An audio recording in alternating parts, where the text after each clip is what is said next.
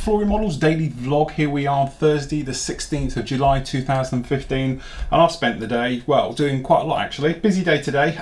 Kit review, only one this today because, to be honest, I've been working on this one as well. We'll get more up for you next week, and to be honest, I've got a delivery coming in tomorrow with some quite exciting stuff, so I hope to get a lot of that reviewed for you for next Thursday, and we'll have 2 or 3 reviews up for you. In the meantime, we've got this kit. Now, I've wanted this one since I saw the last Dolphin kit, which we actually reviewed, Trumpeter's other one, the 135th one. This to me is the nicer one of the two. This is for the HH65C.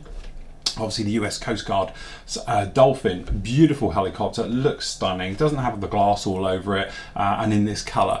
The only thing I will point out, if you can't bother to watch the review, is don't take any notes of colour call outs. It's calling out for red, and it has this very nice colour. Model Master do probably the closest thing I know to it, so if you wanted to, go out and grab theirs. But needless to say, when I saw the original Dolphin, I thought, yeah, nice kit, I'd like to do that one, but I'm going to wait for this one to come out. So anyway, it's out now. There's plenty of differences between this and the other French standard version, as you can imagine, so have a look at that review. It's up on the site now.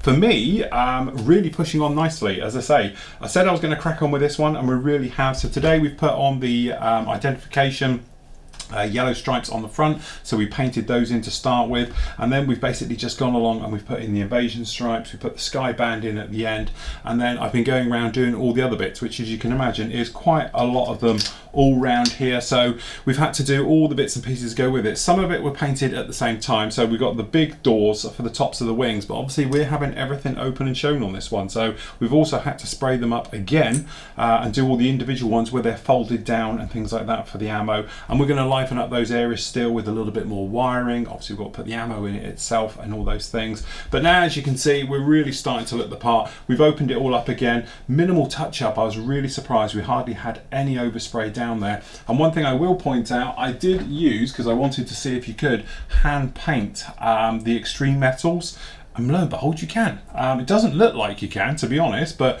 I actually redid this fuel tank, just brushed it over the top, and away you go. The only thing I would mention though is, don't forget, this is like a lacquer based, so if you're going to paint it straight over in acrylic, the acrylic will ripple up, okay? So you're better off sanding it off to a clean finish and then coming in with this stuff over the top, because it doesn't like going over acrylic, because technically it just eats it on the spot, okay?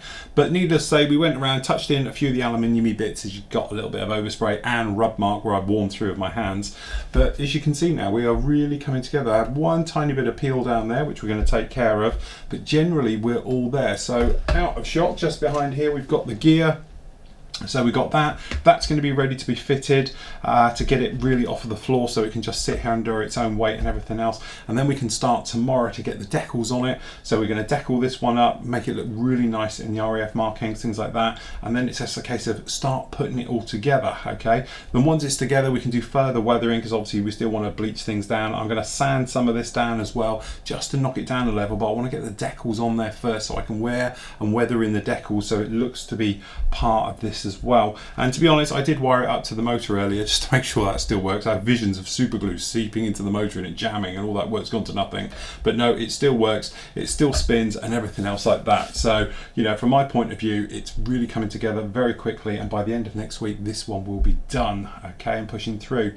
Decals for the Typhoon haven't arrived today. I was hoping they would today, because I want to decal them all together at the same time, but the Typhoon is sat just out of shot there. That's just waiting for decals and mounting up as well. So really we're coming together. This is the bit I like though. This is the bit where you sort of can let yourself go wild with it. I still want to wire up. I'm going to do all the electrical and minor plumbing work to all of this in lead wire as well yet. So we've still got plenty of detail to go down here, but obviously because of handling, knocking it, things like that, what I want to do is get the decals in and get most of the weathering done before I start doing the intricate bits of little bits all the way down there. So as you can see, it's really coming together now.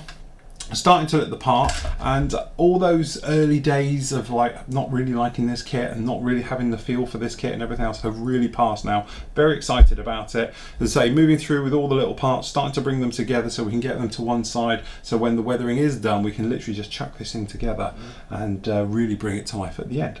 So there we go. As I said, go and have a look at that review. That one's up there now. There's loads of this to come. It's an hour and a half, I reckon. So there's going to be 3 parts talking about the painting, doing the striping and all the bits and pieces on this one. So it's a very in-depth look at airbrushing, camo works. Obviously this was all freehand, so I just had a look earlier before I shot this, and how much it's going to be. I reckon it's going to be a 3-part of all these bits and pieces up there before you get to this stage. So next week what we're going to do is going to put 3 parts of this up to bring you right up to speed, so you catch up with me exactly where I am here, okay, and moving through.